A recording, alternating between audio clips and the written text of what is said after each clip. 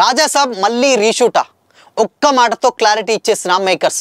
ఎప్పుడో రిలీజ్ అవ్వాల్సినటువంటి రాజాసాబ్ ఎందుకు ఇంత లేట్ అవుతుంది? ఇంతకీ రాజాసాబ్ రిలీజ్ డేట్ ఎప్పుడు?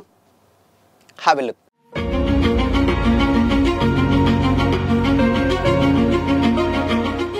Hi hello, welcome to Disha TV. Telugu cine ఇండస్ట్రీలో కాకుండా దేశవ్యాప్తంగా తనకంటూ ప్రత్యేకమైనటువంటి మాస్ ఇమేజ్ను సొంతం చేసుకున్నాడు యంగ్ రెబల్ స్టార్ ప్రభాస్.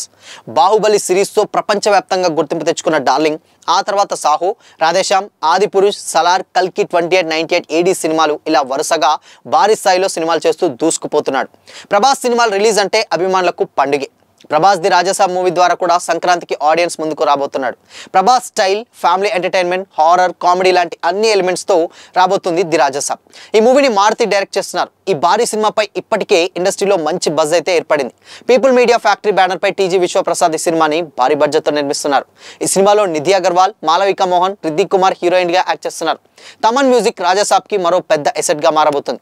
ఇక ఈ మూవీకి సంబంధించి గత కొన్ని వారాలుగా సోషల్ మీడియాలో అనేక రూమర్స్ అయితే వినిపిస్తున్నాయి.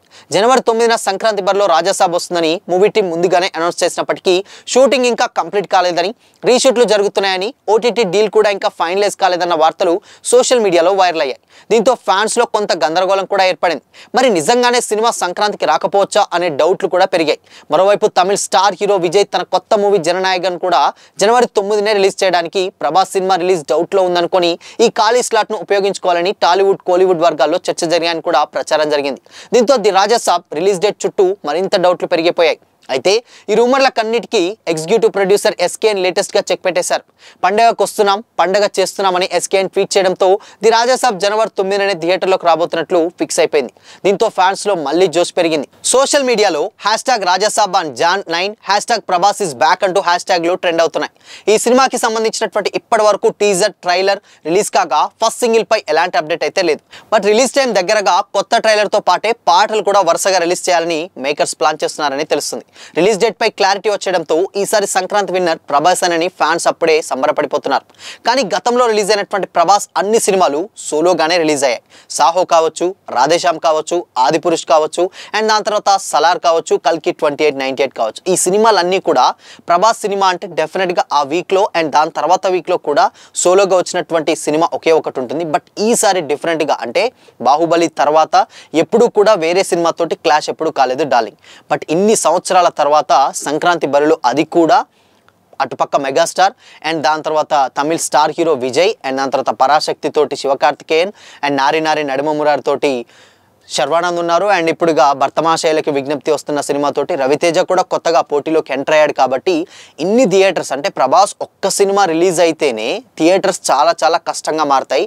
అది కూడా పండగ మూమెంట్లో థియేటర్లు నిజంగానే దొరుకుతాయా అంటే నిజంగా ఇది ఒక పెద్ద సాహసం అనే చెప్పాలి. ఇన్ కేస్ ఒకవేళ ఈ పెట్టినటువంటి బడ్జెట్, అంటే రాజాసాబ్కి అయినటువంటి బడ్జెట్ చాలా బడ్జెట్ పెట్టారు, అన్ని సినిమాలు ఒకేసారి రిలీజ్ చేస్తే డెఫినెట్గా కలెక్షన్స్ మీద ఎంతో కొంత ఎఫెక్ట్ చూపకపోదు.